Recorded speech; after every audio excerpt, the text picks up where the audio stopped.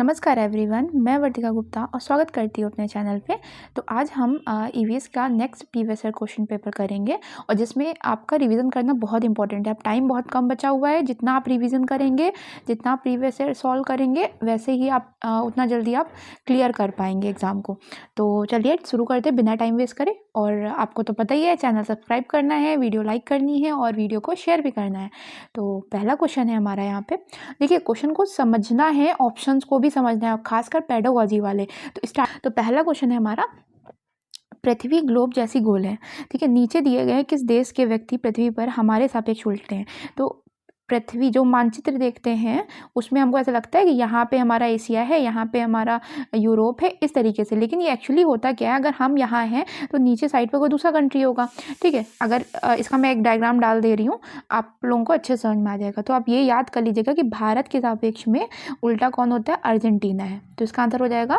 Next question है, पोचमपल्ली एक शहर है। तो ये मैंने अपने नोट्स में बताया भी था, पोचमपल्ली जहाँ की कढ़ाई बहुत फेमस है, साड़ियाँ वगैरह, ये कहाँ पे है, ये तेलंगाना में है, ठीक है। कुछ क्वेश्चन पे ज़्यादा टाइम नहीं वेस्ट करना, बस आपको कॉन्सेप्ट क्लियर होना चाहिए। मेन क्वेश्चन पेडागोजी वाले समझने हैं।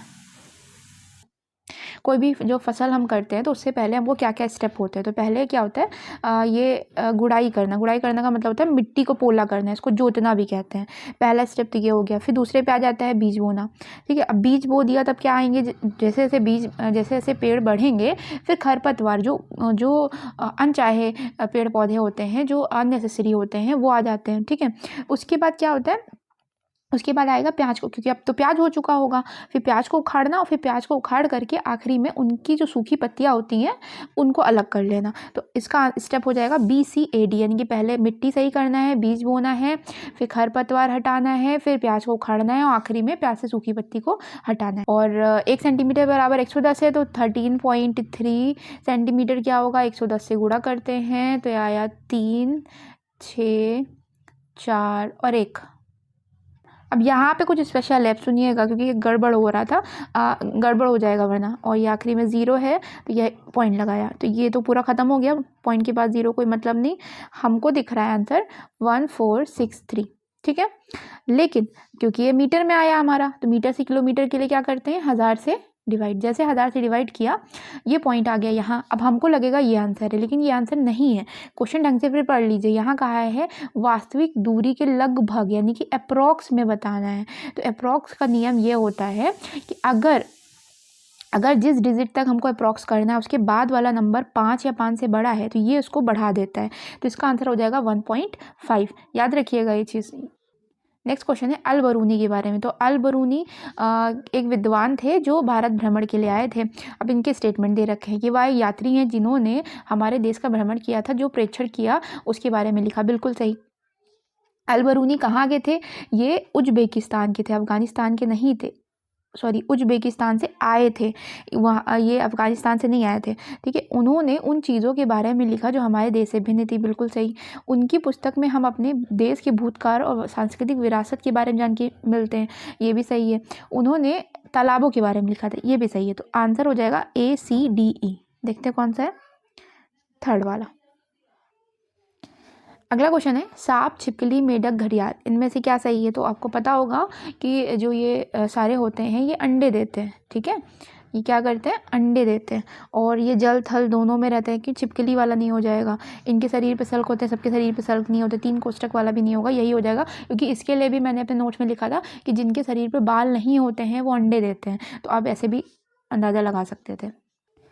यदि आप अहमदाबाद में स्थित हैं और भारत के मानचित्र पर अहमदाबाद और दिल्ली के बीच कोई सरल रेखा खींचते हैं, तो देखिए अब इसके लिए आपको मैप याद होना चाहिए। मैप मैंने वीडियो डाली हुई है, ट्रिक से वैसे याद कर लीजिएगा। अहमदाबाद है गुजरात में, तो गुजरात इधर हो गया, ठीक है, जी के घर के पास, तो यहाँ पे हो गया। और दिल्ली है यहाँ पे, ठीक। तो अब ये डायरेक्शन कौन सी होती है, तो उसके लिए ये नॉर्थ है, ये ईस्ट है, तो ऑब्वियसली ये नॉर्थ ईस्ट हुआ, यानी कि उत्तर पूर्व हो गया। ट्रेन जो 144 किलोमीटर दूर 2 घंटे में जाती है, तो 144 बटा 2, चाल निकालना है हमको, 72 नहीं, टिक कर दीजिएगा, वैसे ऑप्शन ही नहीं है। और मीटर पर सेकंड के लिए क्या करते हैं, अभी कल ही मैंने वीडियो डाली है मैथ्स की, उसमें भी ट्रिक बताया था। 5/18 से मल्टीप्लाई, 18 से किया 4, 4 पंचे 20, आंसर हो गया सेकेंड। मिज़ोरम में जब फसल का काम समाप्त हो जाता है तो लोग त्यौहार मनाते हैं। कौन सा त्यौहार? चिराओ नाच करते हैं, ठीक है। तो ये याद रखिएगा, कहाँ पे? मिज़ोरम में, क्योंकि ये भी क्वेश्चन कई बार आया हुआ है। पक्षियों की एक स्पीसीज जिसका नर पक्षी सुंदर सुंदर घोंसला बनाता है और मादा पक्षी को जो पसंद आता है वो वहाँ चली जाती है अंडे देने के लिए। तो ये मैंने अपने नोट्स में भी लिखा है, इसको बोलते हैं वीवर पक्षी, ठीक है। यहाँ वीवर पक्षी जो होते हैं, नर पक्षी बहुत मेहनत करते हैं। अब अगला क्वेश्चन है, भारत में केंद्र शासित प्रदेश कितने हैं? तो देखिए, प्रेजेंटली अगर अभी करेंटली बताऊँ तो टोटल 28 राज्य हैं, ठीक है, और 8 केंद्र शासित प्रदेश हैं, जो कि ऑप्शन में नहीं है। तो अभी अब की बार जो पेपर आएगा तो ऐसे ही ऑप्शन होंगे। तो अब याद रख लीजिएगा कि केंद्र शासित प्रदेश 8 हो गए हैं। लास्ट हमारा दमन दीव और दादरा नगर हवेली को मिला दिया, मर्ज कर दिया गया था। करना है तो छिपकली क्या होता है? छिपकली सरीसृप यानी कि रेप्टाइल है, और ये मैमल होता है, चमगादड़ मैमल होता है, और ये कलचरी पक्षी है, और बिच्छू कीट है, यानी कि 4th ऑप्शन हो गया आपका। अगला क्वेश्चन है हमारा, आर्यनाथ एक सपेरा है, वह वाद्य यंत्र यानी कि बीन बजाता है, तो सांप उसकी ध्वनि पर सिर इधर उधर घुमाता है, किस वजह से? तो ये भी मैंने अपने नोट्स में डाला है कि सांपों को सुनाई नहीं पड़ता, लेकिन वो क्या करते हैं, वो जो वाइब्रेशन होती है, कंपन होते हैं, उस जो ज़मीन पे कंपन होती है उसकी वजह से वो संचरण करने लगते हैं, ठीक है। क्वेश्चन है कि 2 छात्र हैं एक्स और वाई, ठीक है, उनकी रिपोर्ट आई हुई है। एक्स 12 साल की एक लड़की है और उसका हीमोग्लोबिन इतना है, और दूसरा 10 है जिसका हीमोग्लोबिन इतना है। तो ये जो 12 से 14 वाला तो सही होता है हीमोग्लोबिन, लेकिन 12 से कम जो होता है उसको अरक्तता यानी कि एनीमिया की बीमारी है। एक्स को एनीमिया की बीमारी है जबकि वाई को नहीं है, यही आंसर हो जाए। तो पहला है असम में आपको पता होगा बांस के घर होते हैं, ठीक है, मैंने बताया भी था अपनी पहली वीडियो में। फिर लद्दाख में पत्थर के घर बने होते हैं, मनाली में भी पत्थर के होते हैं, लेकिन इसमें देखिए इन दोनों में फ़र्क ये है कि लद्दाख में पत्थर के बने घर ज़रूर होते हैं, लेकिन फर्श और छतें लकड़ी की बनी होती हैं, और मनाली में पत्थर लकड़ी दोनों के घर बने होते हैं, लेकिन ढालू छतें होती थी, क्योंकि जब बर्फ़ गिरे तो वो साइड से स्लोप में चली जाए। और राजस्थान का हो जाएगा मिट्टी के घर और कटीली झाड़ियों से बनी छतें। तो देखते हैं क्या है, डी का थर्ड पहले और चौथे में दिख रहा है, ए का 5 है, ये भी दिख रहा है हमको, और बी का सेकंड इसमें क्या हो गया, पहला वाला। तो अब यहाँ से हमारे पेडागोजी के क्वेश्चन स्टार्ट होते हैं, जिसमें पहला क्वेश्चन है कि एक दूसरे देश में एक नया छात्र आपकी कक्षा में शामिल है, जिसमें मुख्य रूप से स्थानीय छात्र शामिल है, ठीक है, यानी कि एक क्लास है जिसमें स्थानीय छात्र तो है ही है, उसके अलावा कोई दूसरे देश से आया हुआ बच्चा भी है। तो आप इसमें विविधता का महत्व सिखाने या समावेशन का निर्माण करने के अवसर के रूप में क्या करना चाहेंगे?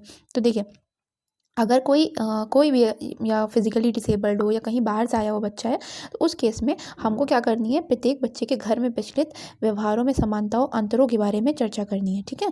कि हमको क्योंकि यहाँ के जो स्थानीय बच्चे हैं वो दूसरे बच्चों के प्रति संवेदनशील हो सकें, कि उनका मजाक ना बनाए, उनकी लैंग्वेज को लेकर के, उनके पहनावे को लेकर के और उनके व्यवहार को लेकर के मजाक ना बनाए। इसी वजह से क्या हम में और उनमें क्या समानता है और क्या अंतर है, इसके बारे में हम चर्चा करेंगे। अगला क्वेश्चन है कि निम्नलिखित में से वीडियो कॉन्फ्रेंसिंग ऐप की कौन सी विशेषता सबसे अच्छे तरीके से प्रस्तुत की गई है? तो वीडियो कॉन्फ्रेंसिंग ऐप में कि बिना बोले संचार कैसे किया जाता है? तो देखिए, वर्चुअल बैकग्राउंड, तो बैकग्राउंड से क्या लेना देना, बैकग्राउंड से कोई संचार थोड़ी ना हो रहा है। और अगला है कि चैट में GIF, ठीक है, GIF क्या होता है, GIF में साउंड नहीं होता, ठीक है, ये तो आंसर हो जाएगा, लेकिन और देख लेते हैं। म्यूट बटन में संचार नहीं किया जाता। म्यूट तब क्या होता है, हम बोलना ना चाहें और कुछ भी एक्सप्रेस ना करना चाहें। ऑडियो कॉल में बोलना ज़रूरी होता है, इसीलिए ये सारे तो हो गए गलत। बचा चैट में GIF के द्वारा ने कौन सा अभ्यास संरचनावादी दृष्टिकोण से सबसे अधिक मेल खाता है? संरचनावादी दृष्टिकोण वो होता है जहाँ बच्चे को ज्ञान सृजन करने को दिया जाए। तो इसमें क्या हो जाएगा, यहाँ कह रहा है तस्वीरों का उपयोग करना, यहाँ सृजन नहीं कर रहा है, पत्ती को तोड़कर उनकी रूपरेखा बनाना, यहाँ पे भी कुछ नया नहीं कर रहा है वो। अब क्या हो रहा है कि एक किले की विभिन्न संरचनाओं के उपयोगों की व्याख्या करने के लिए ग्राफिक आयोजन का उपयोग करना, तो ये भी गलत हो जाएगा, क्योंकि आयोजन का उपयोग करने से वो सीखेगा कैसे। यहाँ आखिरी पॉइंट है कि विभिन्न देशों जिनके बारे में छात्रों ने सुना होगा कि पहचान करने के लिए ग्लोब का उपयोग करना, ठीक। इससे क्या होगा कि बच्चा ग्लोब में देखेगा, अच्छा ये कंट्री यहाँ है, ये कंट्री यहाँ है, ये कंट्री यहाँ है, तो एक उनका उसकी स्थिति समझेगा और धीरे धीरे करके उनके बारे में वो समझेगा, पहचान करेगा। अगला क्वेश्चन है कि निम्नलिखित में से कौन सा सक्रिय शिक्षण में लगे छात्रों का सर्वश्रेष्ठ उदाहरण है। सक्रिय शिक्षण वो होता है जहाँ पे छात्र एक्टिव होते हैं। तो छात्र शाम पट्ट पर लोगों द्वारा किए जाने वाले विभिन्न प्रकार के कार्यों के बारे में अपने विचारों को मानस चित्र वो होता है माइंड मैप बनाएंगे। बिल्कुल माइंड मैप वाला तो आंसर बेस्ट होता है, लेकिन और देख लेते हैं। दो छात्र मिलकर फूल के उन विभिन्न भागों की सूचीबद्ध करेंगे जिनका उल्लेख ईवीएस पुस्तक में। केवल पुस्तक के को लेकर के हमको नहीं चलना है, तो गलत हो गया। पोचमपल्ली साड़ियों पर केवल इस पॉइंट पर सक्रिय हो जाना, उनके चित्र बनाएंगे नहीं, ये भी गलत हो गया। छात्र इमारतों के निर्माण में उपयोग होने वाली विभिन्न प्रकार की चीज़ों के बारे में श्यामपट्ट पर लिखी जानकारी को लिखते हैं, यानी ये तो रटना हो गया, छाप रहे हैं वो पूरा। तो पहला हो गया सही। वैसे भी माइंड मैप जहाँ दिखा करे वो अच्छा ही आंसर माना जाएगा। नेक्स्ट क्वेश्चन है कि पाकशास्त्र पर एक पाठ के संदर्भ में कौन सा प्रमाणिक कार्य है। पाकशास्त्र का मतलब कुकिंग हो गया। तो कुकिंग में कक्षा में छात्रों को वास्तविक सामग्री से सैंडविच बनाकर दिखाना, तो ये तो हम लोग करके दिखाएंगे, ऐसा थोड़ी ना होगा कि वो करेंगे। छात्रों से गेहूं के आटे से बने व्यंजनों की सूची लिखने को कहना, ये भी रटना हो गया कि बस रिपीटिशन हो गया। अपने विद्यालय में आग रहित खाना बनाने के मेले का आयोजन करना जहाँ छात्र व्यंजन बनाते और बेचते हैं, ये अच्छा आंसर है, क्योंकि इससे होगा क्या, उनकी पाक कला जो कुकिंग स्किल है वो तो डेवलप होगी बिना आग रहित खाना है, और साथ में वो इस बारे में ऑब्जर्व भी करेंगे कि कैसे कोई चीज़ बिना आग के भी बन सकती है। अगला है भावनाओं को साझा करने के बारे में। एक अध्याय में एक छात्र पूछता है कि आप हमें ईवीएस की भावनाओं के बारे में क्यों सिखा रहे हैं। मतलब एक छात्र टीचर से कहता है कि आप हमें ईवीएस की भावनाओं के बारे में क्यों सिखा रहे हैं। तो इसमें कौन सा उत्तर ईवीएस में इस पाठ को सीखने के प्रयोजन का सबसे अच्छा वर्णन है, कौन सा आंसर सही है। तो पहला पॉइंट है कि हम हर समय अन्य लोगों के साथ बातचीत करते हैं, प्रत्येक अलग है, समाज में रहने के लिए अपनी और एक दूसरे से भावनाओं को समझना ज़रूरी है। ये देखिए मैंने अपने नोट्स वाली में बताया भी था कि अगर ऐसा कुछ होता है तो हमको बच्चों को यही बताना है कि हर व्यक्ति का अपना एक विशेषता होती है और हमको उनकी भावनाओं को समझना बहुत ज़रूरी है। इसी वजह से ये आंसर हो जाएगा। कि अगला क्वेश्चन कह रहा है कि उजारा और सहमीर ग्लोब पर विभिन्न देश देख रहे हैं। उजारा, देखो विभिन्न देशों के बीच रेखाएं बनी हुई हैं, क्या पृथ्वी पर भी ऐसी रेखाएं हैं। तो सहमीर कहता है होनी ही चाहिए, या इस किताब में भारत के मानचित्र में भी हैं, देखो विभिन्न राज्यों के बीच भी रेखाएं हैं। तो उपयोग पाठ कक्षा 5 के छात्रों को अक्षांश और देशांतर की अवधारणा से परिचित कराने के लिए लिए गया, जो ग्लोब पे जो ये होती हैं अक्षांश रेखाएं, ठीक है, और जो ऐसे जाती हैं वो होती हैं देशांतर रेखाएं। तो इनको समझाने के लिए कौन सा बेहतर ढंग से समझने में मदद करेगा। तो देखिए आपके अंदर सड़कों पर सफ़ेद रेखाएं क्यों बनाई जाती हैं, तो ये नहीं मदद करेगा। उससे क्या उनको वर्टिकल या हॉरिजॉन्टल लाइंस का पता चलेगा, तो नहीं। अगला है आप ज्यामिति में बिंदुओं को आलेखित करने के लिए ग्राफ बुक का प्रयोग क्यों कर सकते हैं। ये अच्छा आंसर होगा, क्योंकि देखिए ज्यामिति में अगर हम देखेंगे तो हम ग्राफ बुक का उपयोग करते हैं ना, एक्स और वाई वैल्यू, तो इससे क्या होगा, उनको पोजीशन समझने में आसानी होगी। अगला क्वेश्चन है कि आप आगामी प्रदर्शनी के लिए प्रोजेक्ट बनाने हेतु अपनी कक्षा में गोंद की एक बोतल लाएं। अब देखिए यहाँ ये बहुत अच्छा क्वेश्चन है। यहाँ कह रहा है कि आप एक गोंद की बोतल लाए हैं और ताकि छात्र प्रोजेक्ट बनाने के लिए उसका प्रयोग कर सकें। अगर वो गोंद की बोतल खाली हो गई है तो नई बोतल नहीं दी जाएगी। तो उन्हें इसके किफ़ायती तरीके यूज़ करने के किफ़ायती तरीकों के बारे में अब कौन सा इनमें से 4 ऑप्शन बेस्ट रहेगा।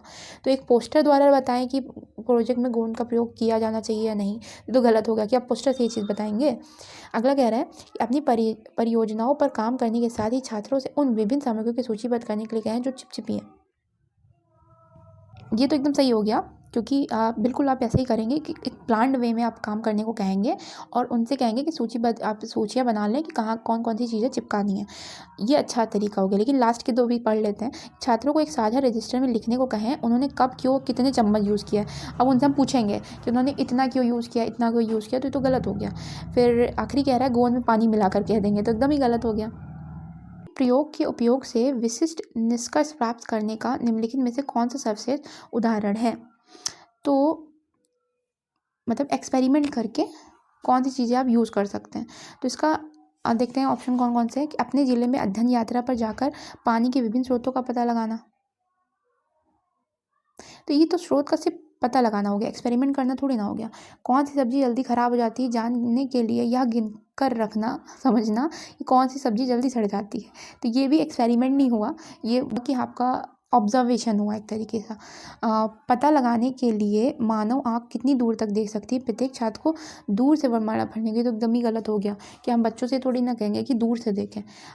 आखिरी पॉइंट है कि यह समझने के लिए कि कौन सा तरल तेज़ी से बहता है, प्रत्येक तरल की एक बूंद प्लेट पर डालना। तो ये एक्सपेरिमेंट हुआ क्योंकि हम यहाँ पे बार बार क्या करेंगे, हर एक लिक्विड को प्लेट पे डालेंगे और चेक करेंगे कि ये कितनी जल्दी इधर उधर जा रहा है। अगला क्वेश्चन है कि ऋतुओं के विषय को प्रस्तुत करने के लिए निम्नलिखित में से कौन सा आकर्षक और प्रारंभिक उदाहरण के रूप में सबसे अधिक प्रासंगिक है, यानी कि ऋतुओं के कॉन्टेक्स्ट में कौन सा बेस्ट आंसर है। तो अगर हमको ऋतुओं को दिखाना है तो हमको सर्दी, गर्मी, बरसात इन सब का से रिलेटेड कुछ चीज़ें करनी पड़ेंगी। तो देखिए सेकंड ऑप्शन दिख रहा है कि छात्रों को एक टोपी, बरसाती और स्वेटर दिखाना। तो टोपी, बरसाती और स्वेटर दिखाने से क्या होगा कि उनको पता लगेगा अच्छा गर्मी है, या गर्मी में ये पहना जाता है और जाड़े में ये और बारिश में ये। तो इस तरीके से इनका इनमें से किसका उपयोग किया गया है, इससे उनको ऋतुओं वाली चीज़ें क्लियर हो जाएंगी। कह रहा है कि छात्र संचारी बनाम गैर संचारी रोगों की अवधारणा को लागू करने में सक्षम होंगे। ये उद्देश्य है हमारा कि वो उनको डिफरेंस आ जाए और उसको लागू कर सकें। अब इनमें से कौन सा मूल्यांकन प्रश्न इस अध्ययन के उद्देश्य का सर्वोत्तम परीक्षण है। तो हम कोविड के प्रसार को रोकने के लिए मास्क का उपयोग करते हैं, लेकिन मधुमेह के प्रसार को रोकने के लिए नहीं करते। देखिए अब यहीं से उसको क्लियर हो जाएगा कौन सी डिसीज़ कम्युनिकेबल है, कौन सी कम्युनिकेबल नहीं है, क्योंकि कोविड क्या है, कम्युनिकेबल डिसीज, संचारी रोग है। तो इसके लिए हम मास्क का उपयोग करते हैं, मधुमेह नहीं है इसीलिए हम नहीं करते। ये इस क्वेश्चन से उनको ये क्लियर हो जाएगा। क्या कह रहा है कि शिक्षक छात्र परिरक्षण की अवधारणा सिखाना चाहता है, यानी कि खाने को बचाने की अवधारणा सिखाना चाहता है। तो कौन सी खाद्य सामग्री इस अवधारणा को समझाने के लिए सबसे उपयुक्त है। तो इसके दोनों आंसर सही हो जाएंगे, पापड़ और चिप्स, क्योंकि पापड़ को भी हम लोग धूप में सुखा देते हैं ताकि वो बच सकें, और चिप्स को भी कर देते हैं। कच्चा आम इसलिए नहीं होगा क्योंकि अगर यहाँ होता अचार तब बिल्कुल सही माना जाता है कि कैसे हम उसको बचाते हैं, उसमें तेल वगैरह डालते हैं। लेकिन ये दोनों अभी आंसर दोनों सही हैं इसके। तो अगला क्वेश्चन है कि सुश्री वैष्णवी समुदाय से प्राप्त उदाहरणों का प्रयोग करते हुए, एक समुदाय है ठीक है, उनके एग्जाम्पल का प्रयोग करते हुए पर्यावरण में चीज़ों की अन्योन्याश्रता, इसका मतलब होता है इंटरडिपेंडेंस, आपस में हम लोग एक दूसरे पे कैसे डिपेंड है का विचार सिखा रही है। तो कौन सा बेस्ट होगा। खेल के मैदान में इंटरडिपेंडेंस वाली कोई चीज़ आई नहीं। कूड़ा एकत्र करने वाली ज़मीन, इससे भी कुछ नहीं हुआ कि एक इंसान दूसरे पे कैसे इंटरडिपेंडेंट है। पुलिस थाना भी नहीं होगा, इसका आंसर हो जाएगा नाई। नाई क्यों हो जाएगा, क्योंकि नाई देखिए अगर समुदाय से रिलेटेड हम देखें तो हम कहीं ना कहीं, अगर जो रूढ़िवादी सोच होती है उसमें हम लोग ये कहते हैं कि ये ऊंची नीची जाति का या भेदभाव वाला केस हो जाता है। तो ये बेहतर आंसर होगा जिसके द्वारा ये आप सिखा सकते हैं कि कैसे हम लोग ऊंची या नीची जाति वाला कुछ नहीं होता, हम लोग आपस में एक दूसरे पे इंटरडिपेंडेंस है। तो आई होप आपको समझ में आया होगा। और अब क्योंकि टाइम बहुत कम बचा है तो प्रीवियस ईयर का सॉल्व करना आपको बहुत ज़रूरी है ठीक है, और उसका मल्टीपल टाइम रिवीजन कर